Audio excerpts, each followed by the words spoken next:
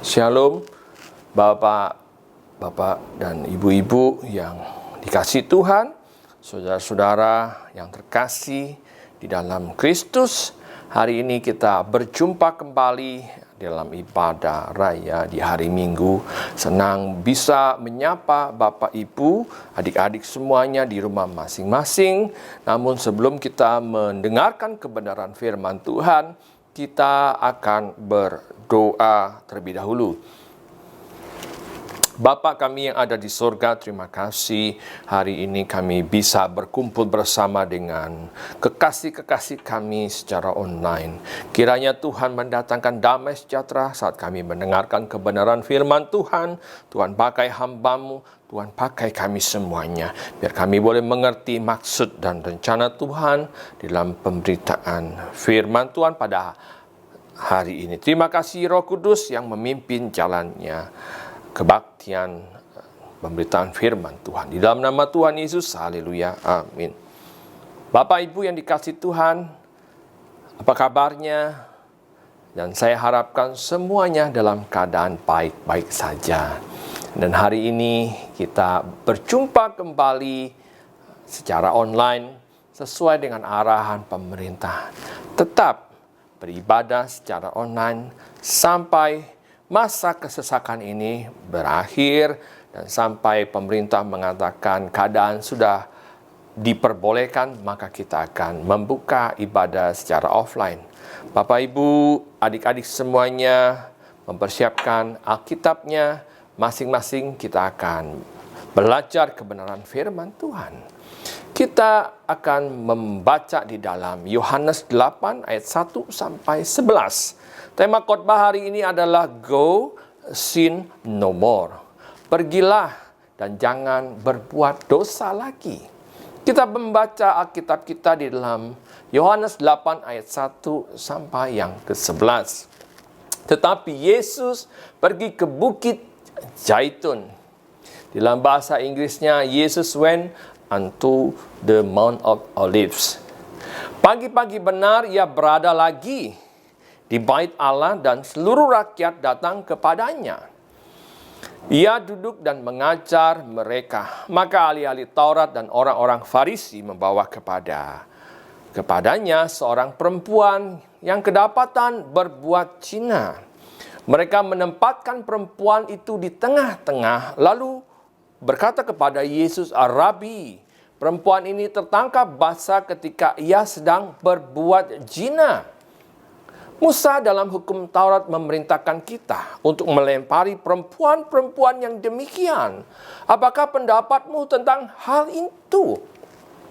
Mereka mengatakan hal itu untuk mencobai dia supaya mereka memperoleh sesuatu untuk menyalahkannya. Tetapi Yesus membungkuk lalu menulis dengan jarinya di tanah. Dan ketika mereka terus-menerus bertanya kepadanya, ia pun bangkit berdiri lalu berkata kepada mereka, "Barang siapa di antara kamu tidak berdosa, hendaklah ia yang pertama melemparkan batu kepada perempuan itu." Lalu ia membungkuk yang kedua kalinya untuk menulis ke tanah. Tetapi setelah mereka mendengar perkataan itu, pergilah mereka, seorang demi seorang, mulai dari yang tertua. Akhirnya tinggallah Yesus seorang diri dengan perempuan itu yang tetap di tempatnya. Lalu Yesus bangkit berdiri dan berkata kepadanya, "Hai perempuan, di manakah mereka? Tidak adakah seorang yang menghukum engkau?" Jawabnya, "Tidak ada, Tuhan." Lalu kata Yesus, "Aku pun tidak menghukum engkau. Pergilah dan jangan berbuat dosa lagi, mulai dari sekarang." Go, sin no more. Pergilah dan jangan berbuat dosa lagi. Pesan hari ini, firman Tuhan begitu kuatnya terhadap saya dan saudara. Hendaknya kita pergi dan jangan berbuat dosa lagi. Apa yang Tuhan sampaikan kepada wanita tuna susila tersebut atau orang berdosa tersebut, pergi dan jangan berbuat dosa lagi mulai dari sekarang. Itu merupakan juga mengingatkan kita sebagai orang yang berdosa. Hendaklah kita jangan berbuat dosa lagi mulai dari sekarang.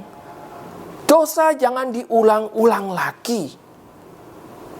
Bapak Ibu yang dikasihi Tuhan, mari kita belajar perlahan-lahan untuk mengerti keseluruhan ayat demi ayat. Apa yang dimaksudkan Tuhan dalam pemberitaan firman Tuhan pada hari ini. Kita akan melihat apa yang dilakukan Tuhan Yesus di Bukit Zaitun. Dan seringkali kata ini muncul, yaitu Bukit Zaitun atau Mount of Olives.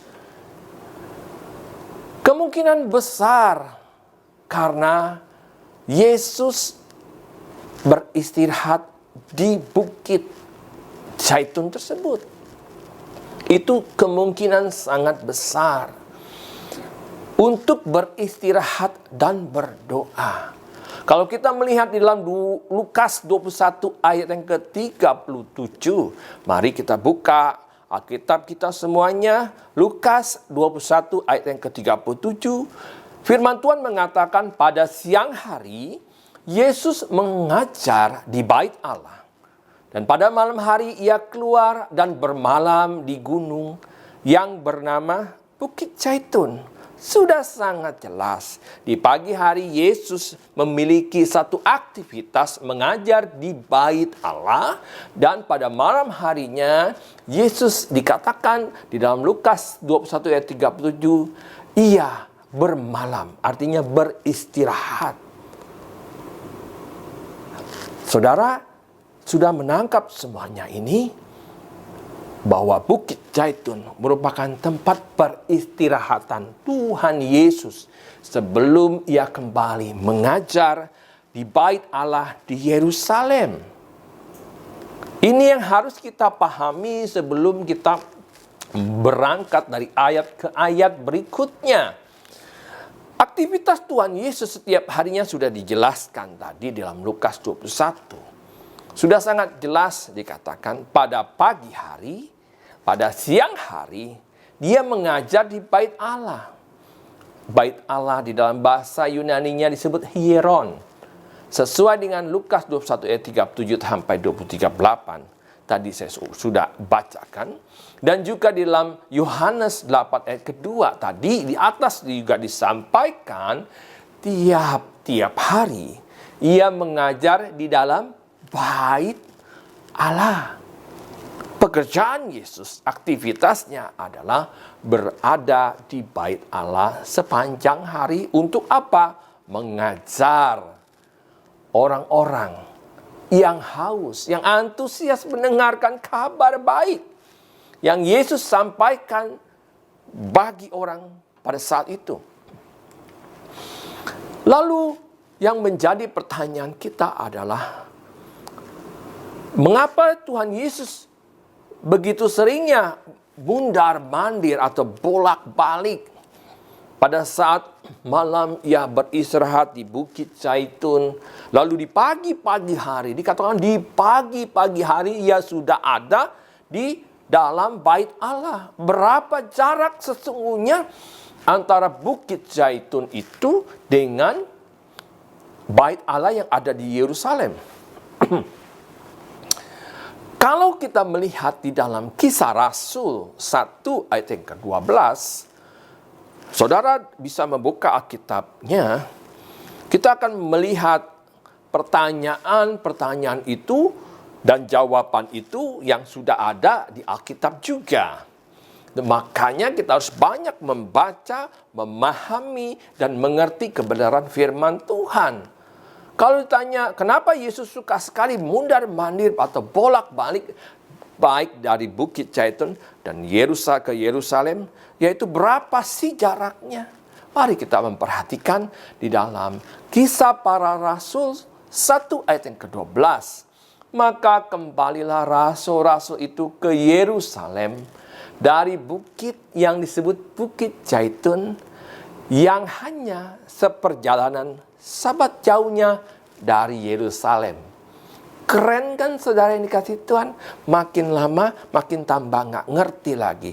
Ditanya jarak, malahan Alkitab memberi jawaban kepada kita, yaitu hanya seperjalanan sabat jauhnya.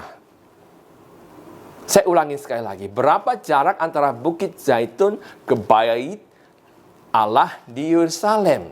Alkitab menjawab, dan kita menemukan jawabannya di dalam Kisah Rasul 1 ayat 12 dikatakan, maka kembalilah rasul-rasul itu ke Yerusalem dari bukit yang disebut Bukit Zaitun yang lama, yang hanya seperjalanan sabat jauhnya.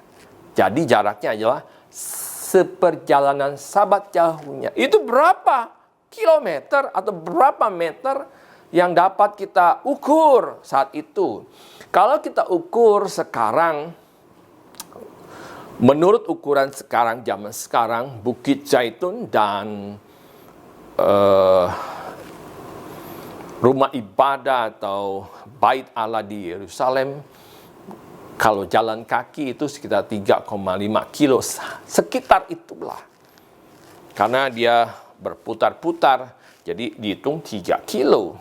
Namun pada saat zaman Yesus, mungkin orang menarik garis lurusnya, yaitu hanya seperjalanan sabat jauhnya. Berapa meter? Di dalam Alkitab pun dijelaskan bahwa berapa meternya itu dijelaskan. Yang hanya seperjalanan sabat jauhnya. Sabato, ekon, hodon. Itu di dalam bahasa Yunaninya. Di dalam Yosua 3 ayat 4 dijelaskan. Kita buka lagi saudara.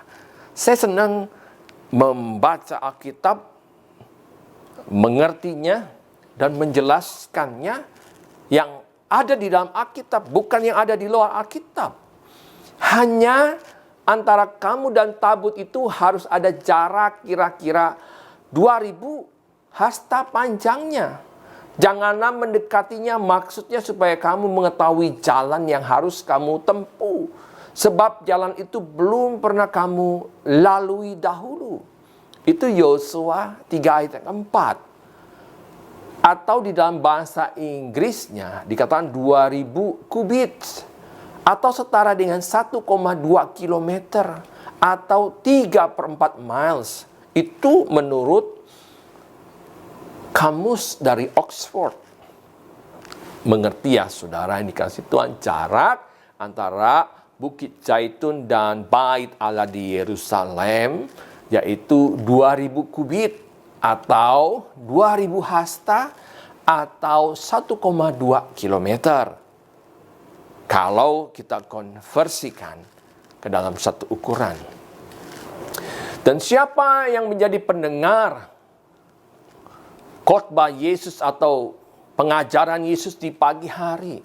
Kita harus mengerti beberapa orang atau seluruh rakyat dikatakan di dalam ayat yang kedua atau yang ketiga. Itu seluruh rakyat antusias mendengar pengajaran Yesus di Bait Allah. Kalau kita mengatakan seluruh rakyat, ya tidak muat di dalam Bait Allah. Kita bisa batasi dengan banyak orang sesuai kapasitas pada saat itu. Ya saudara yang dikasihi Tuhan, jadi pendengar yang antusias di waktu pagi hari Yesus mengajarkan, begitu antusiasnya. Tidak bosan-bosannya Yesus mengajarkan, bukan seminggu sekali sama seperti saya dalam setiap khotbah. Mereka setiap hari mendengarkan Yesus mengajar. Lalu yang menjadi pertanyaan kita, yang Yesus ajarkan kepada mereka itu apa sih? Itu yang menjadi pertanyaan, sehingga banyak orang berduyun-duyun atau bergerombol dengan begitu banyaknya, dengan antusiasnya mengajarkan atau mendengarkan kebenaran firman Tuhan. Dan kembali Alkitab menjelaskan di dalam Matius 4 ayat 23, Yesus pun berkeliling. Mari kita membuka Alkitab kita di dalam Matius 4 ayat yang ke-23. Yesus pun berkeliling di seluruh Galilea. Ia mengajar dalam rumah-rumah ibadat dan memberitakan Injil Kerajaan Allah, serta melenyapkan segala penyakit dan kelemahan di antara bangsa itu. Hampir 100% pengajaran Yesus berbicara tentang kerajaan Allah. Kenapa saya mengatakan hal tersebut? Matius sudah sangat jelas mengatakan bahwa di dalam rumah ibadat dia memberitakan Injil Kerajaan Allah dan melenyapkan segala penyakit dan kelemahan di antara bangsa itu. Tidak hanya itu juga di dalam Lukas 4 ayat 43. Yesus mengatakan, tetapi ia berkata kepada mereka juga di kota-kota lain, aku harus memberitakan Injil Kerajaan Allah, sebab untuk itulah aku diutus. Bapak Ibu yang dikasihi oleh Tuhan, saudara-saudara semuanya, mimbar harus memberitakan apa yang ada di dalam Alkitab. Mimbar merupakan kabar baik yang harus diungkapkan di dalam Alkitab. Dan Yesus mengatakan, aku harus memberitakan Injil Kerajaan Allah, sebab untuk itulah aku diutus. Mimbar tidak akan berbicara tentang masalah-masalah yang lain. Mimbar harus berbicara tentang bagaimana isi Alkitab itu diungkapkan. Kami sangat berhati-hati di dalam menyampaikan khotbah, dan kami harus sesuai dengan aturan. Kabarkanlah Kristus. Kabarkanlah apa yang ada di dalam Alkitab, bukan yang lain. Amin, saudara. Dan juga di dalam Lukas 9 ayat 11 dikatakan, akan tetapi orang banyak mengetahuinya lalu mengikuti dia. Ia menerima mereka dan berkata kepada mereka tentang kerajaan Allah.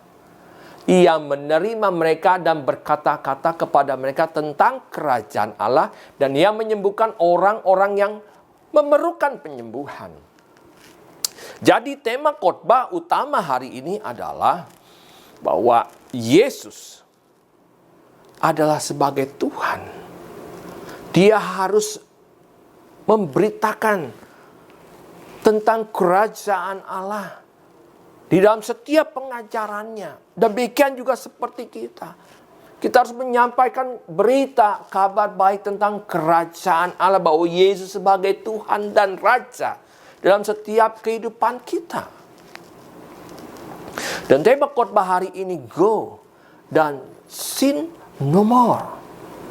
Pergi, jangan berbuat dosa lagi. Ini merupakan satu peringatan bagi saya dan saudara. Kita tidak hanya bisa hidup berjalan dan berjalan tanpa satu panduan yang jelas yang Tuhan telah berikan melalui firman-Nya. Firman itu harus kita baca, kita mengertinya. Maka firman Tuhan itu yang akan menuntun kehidupan kita. Go, sin and no more. Bagaimana kita bisa pergi? Bagaimana kita bisa tidak mengulangi lagi dosa? Yaitu kita harus banyak tinggal di dalam firman Tuhan, mengertinya, menggalinya. Amin. Saudara-saudara masih mengikuti saya. Berikutnya, ayat yang ketiga. Maka ahli-ahli Taurat dan orang-orang Farisi membawa kepadanya seorang perempuan yang kedapatan berbuat zina di pagi hari sempat-sempatnya.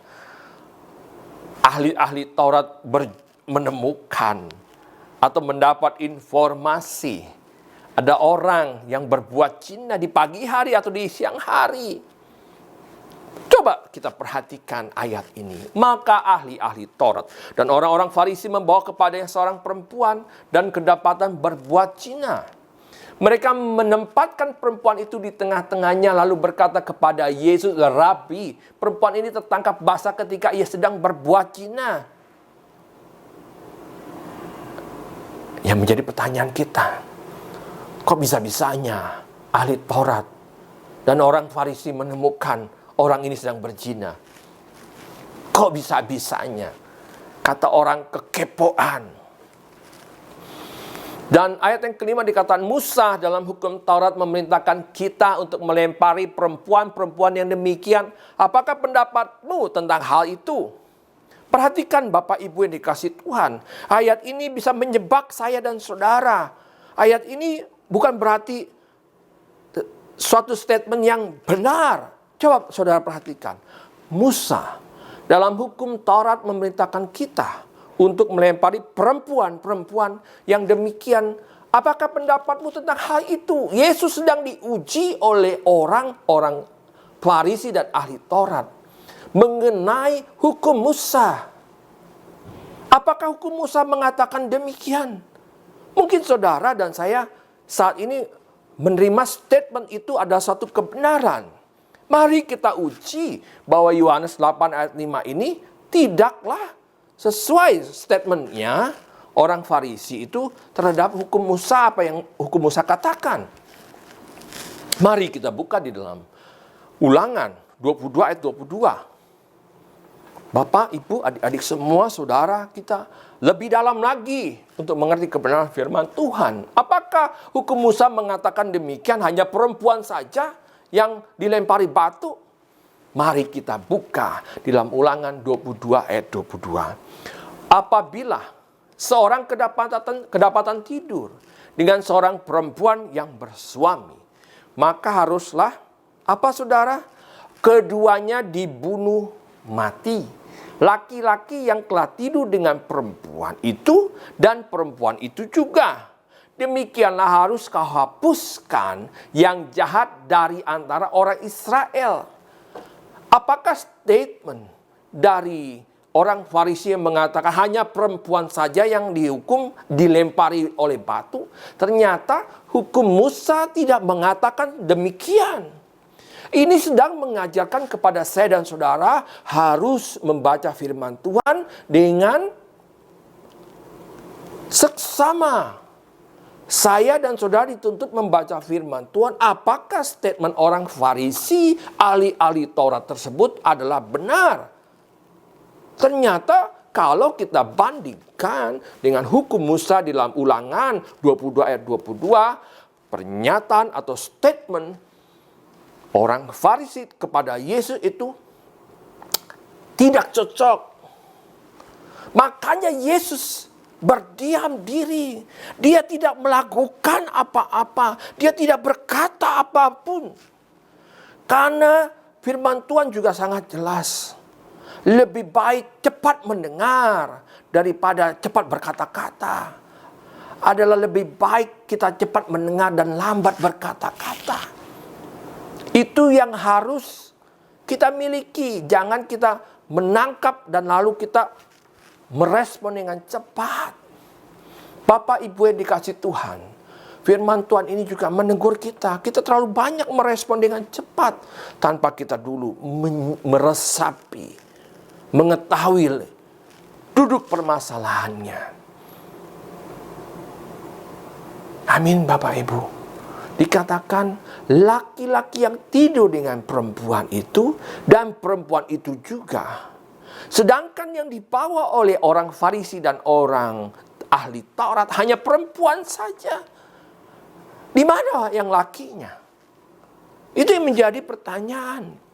Yesus sedang dijebak oleh satu kasus yang diperhadapkan dia di hadapan banyak orang. Tetapi Yesus dengan bijaksananya, Tuhan kita mempunyai hikmat. Dialah Tuhan yang mengetahui segala hukum. Dia dengan santai, dia diam, saudara. Dia tahu bahwa ahli Taurat tersebut sedang mengujinya. Dan statement yang dikeluarkan itu tidaklah benar. Oleh sebab itu dia sangat diam.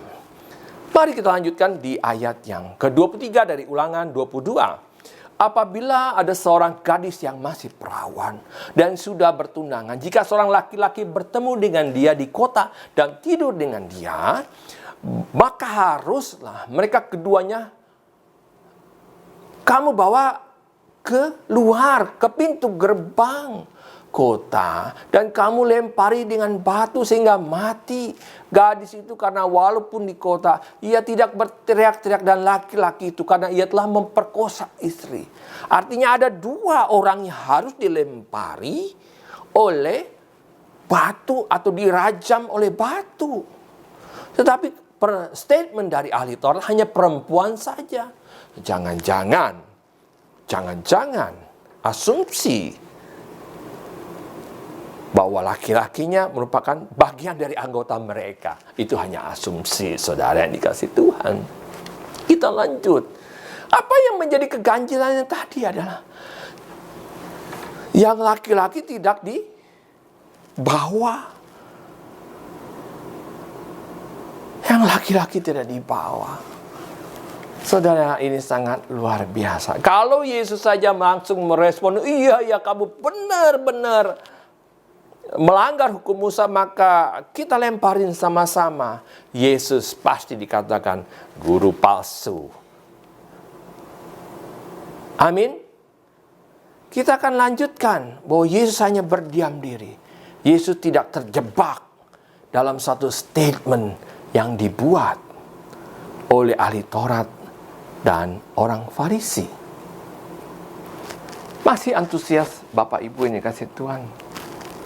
Di dalam Yohanes 8 ke-6, ayat yang ke-6, mereka mengatakan hal itu untuk mencobai dia, supaya mereka memperoleh sesuatu untuk menyalahkannya.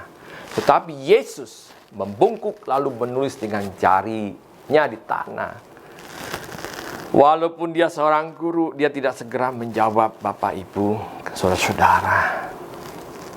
Hal ini mengajarkan kita untuk tenang dalam menghadapi situasi apapun, merespon berita-berita, kita tetap terima dengan baik. Tapi kita harus berhati-hati dalam mengambil setiap keputusan yang tepat. Pelajaran berikutnya adalah kita harus belajar mengerti Perjanjian Lama, yaitu firman Tuhan, secara benar, bukan hanya sekedar baca tetapi memahaminya. Seperti kerancuan yang dibuat oleh ular terhadap Hawa. Dan ini mengingatkan saya juga bahwa firman Tuhan itu dapat dipelintir dan dapat dipercayai. Kalau itu salah. Ini yang menjadi tugas para pemimpin dan tugas kita sebagai orang tua. Kita harus banyak membaca kebenaran firman Tuhan dan mengertinya supaya tidak salah di dalam mengajarkannya. Bapak Ibu yang dikasih Tuhan, Adam dan Hawa jatuh mengenai persoalan hanya satu kata saja. Bagaimana dengan kita? Mari kita membaca apa yang dikatakan oleh iblis. Di dalam Kejadian 3 ayat pertama, kita buka. Saudara masih tetap antusias kan? Kita buka bagaimana iblis mengelabui Hawa dengan satu kalimat saja. Kita buka dalam Kejadian 3 ayat 1. Firman Tuhan mengatakan, "Hadapun ular ialah yang paling cerdik dan dari segala binatang di darat yang dijadikan oleh Tuhan Allah. Ular itu berkata kepada perempuan itu, yaitu Hawa, tentulah Allah berfirman, semua pohon di dalam taman ini, jangan kamu makan buahnya, bukan?" Itu sebagai satu statement yang membuat kita menjadi ragu-ragu. Benar kagak nih? Kelihatannya rohani, tetapi bisa membuat kejatuhan Adam dan Hawa sampai anak cucunya. Cikal bakal kejatuhan manusia hanya satu kata yang dipelintir. Tentulah kata iblis, kata ular itu kepada Hawa. Tentulah Allah berfirman, semua pohon dalam taman ini jangan kamu makan buahnya, bukan? Lalu apa yang Tuhan katakan terhadap Adam dan Hawa? Ayat 16 dari Kejadian 2 mengatakan, lalu Tuhan Allah memberi perintah ini kepada manusia. Semua pohon dalam taman ini boleh kau makan buahnya dengan bebas. Kata boleh bisa dilawan artikan oleh si ular atau si iblis yang menggoda Hawa saat itu. Demikian juga saat Yesus diperhadapkan di hadapan banyak orang, Yesus diuji. Hukum Musa berkata, apabila seorang ditemukan berbuat zina, maka perempuan-perempuan itu yang harus dilemparkan dengan batu. Tetapi Tuhan Yesus mengetahui tidak hanya perempuan itu saja, tetapi laki-lakinya pun harus dilempari dengan batu. Tetapi laki-lakinya tidak dihadirkan saat itu. Dan ini mengingatkan saya tentang ular dengan Hawa. Dan Tuhan mengatakan apa terhadap Adam dan Hawa? Bahwa semua ini boleh kamu makan. Luar biasa. Bapak Ibu yang dikasih Tuhan, ini merupakan hal yang luar biasa yang harus kita pelajari.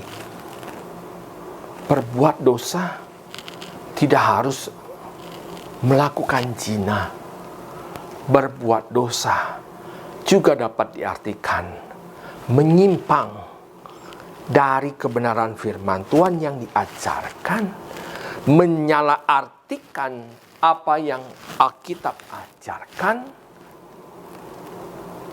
Itu juga dapat dikatakan dari sebuah dosa.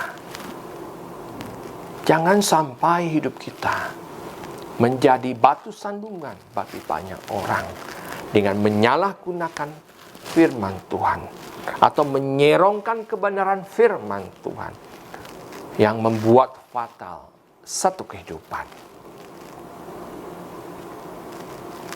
Dan ketika mereka, ayat 7 dari Yohanes 8 dikatakan, dan ketika mereka terus-menerus bertanya kepadanya, ia pun bangkit berdiri, lalu berkata kepada mereka, barang siapa di antara kamu tidak berdosa, hendaklah ia yang pertama melemparkan batu kepada perempuan itu. Jawaban Tuhan Yesus itu melampaui segala pemahaman orang Farisi dan ahli Taurat. Mereka bukan takut dengan apa yang Yesus katakan tentang dosa. Bahkan mereka tidak mempercayai Yesus. Mereka hanya tunduk dan takut kepada hukum Musa.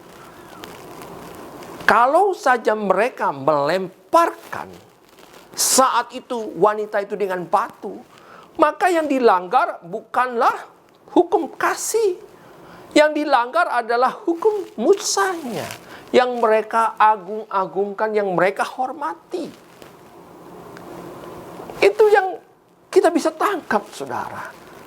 Mereka tidak takut dengan statement Yesus bahwa dikatakan, barang siapa di antara kamu tidak berdosa, hendaklah ia yang pertama melemparkan batu kepada perempuan itu. Yesus memang jauh melampaui segala pemahaman.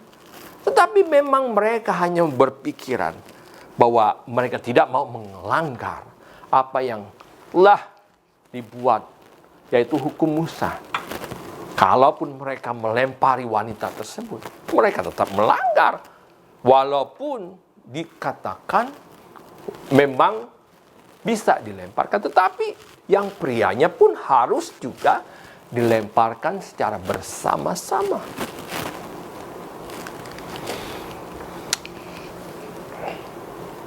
Ayat yang ke-8 dari Yohanes 8 dikatakan, lalu ia membungkuk pula dan menulis di tanah. 2 kali Tuhan Yesus membungkuk dan menulis apa yang dituliskan. Itu tidak tercatat di dalam Alkitab. Sama sekali Alkitab tidak menulis apa-apa. Apa yang Tuhan tuliskan di tanah tersebut tidak tercantum, tidak dituliskan.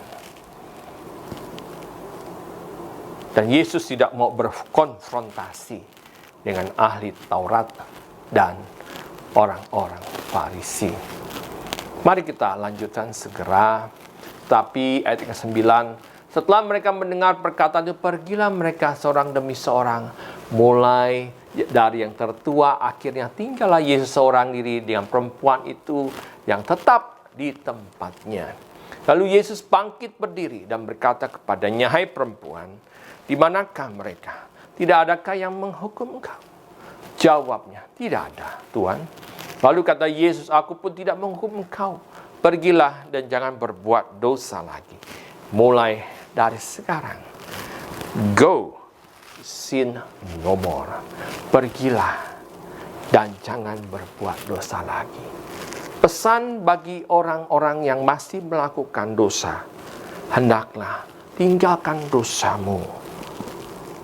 Pesan ini sangat kuat bagi kita semua yang masih hidup di dalam dosa. Tinggalkan dosamu sekarang juga. Mulai dari sekarang. Jangan tunggu nanti keadaan ekonomi sudah mulai membaik. Keadaan anak-anak sudah mulai besar. Keadaan anak-anak sudah semua sehat semua. Sudah dapat mandiri, baru saya meninggalkan dosa saya. Itu yang menjadi alasan banyak orang atau beberapa orang untuk meninggalkan dosa. Kita mempunyai satu syarat-syarat. Tunggu sampai ekonomi saya dipulihkan. Tunggu sampai anak-anak saya menikah.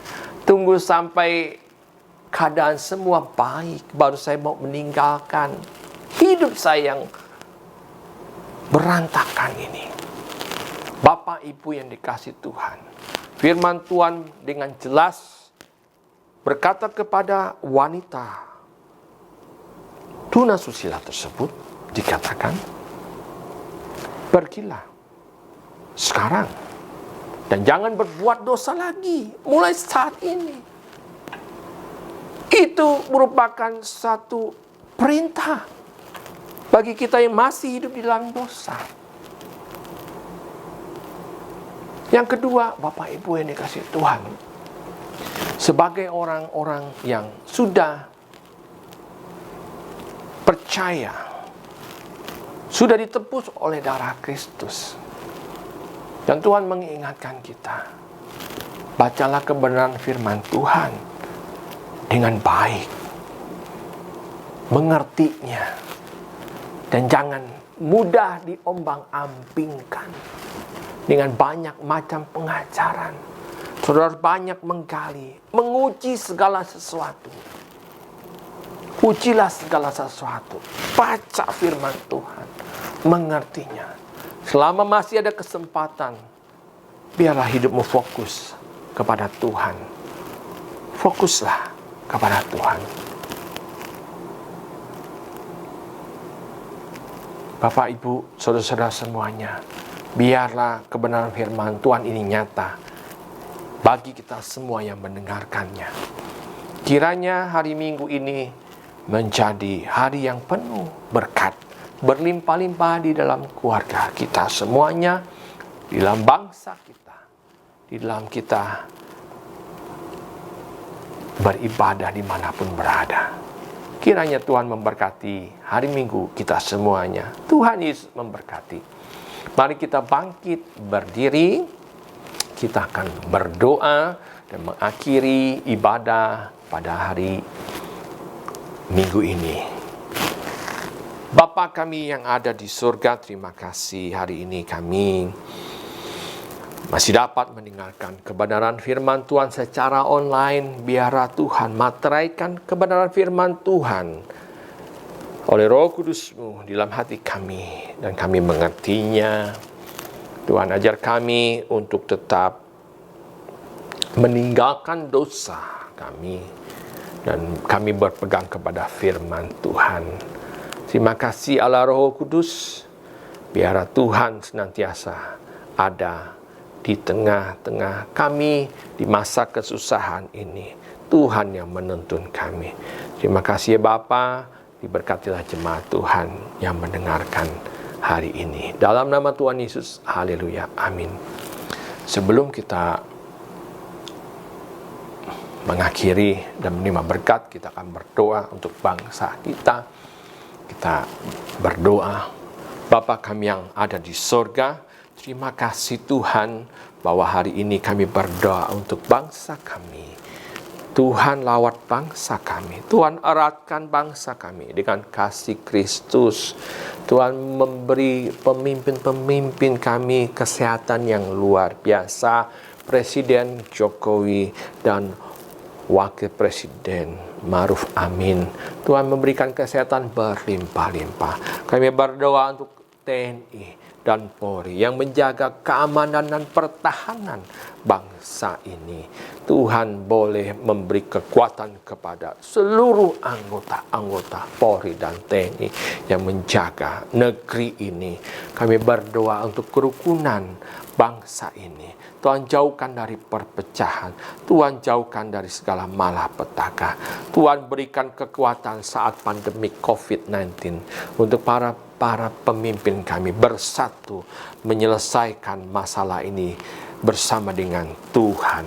Kiranya damai Kristus tercurah atas bangsa ini, dan Tuhan menjamah, memulihkan keadaan bangsa Indonesia.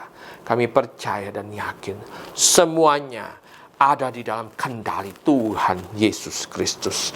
Terima kasih Bapa di surga. Kami berdoa dan mengucap syukur. Haleluya. Amin. Bapak Ibu masih tetap bangkit berdiri. Kita akan menerima berkat Tuhan. Mari kita angkat kedua tangan kita.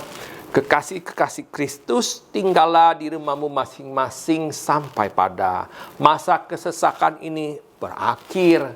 Kiranya Allah Bapa kita di surga memberikan kita kekuatan, memberkati kita berlimpah-limpah, berkat surga yang ada di dalam surga berlimpah-limpah atas kehidupan kita.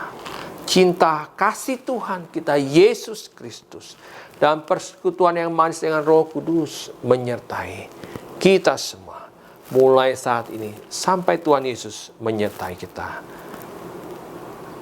dan menjemput kita di awan-awan yang permai. Kita yang percaya katakan amin.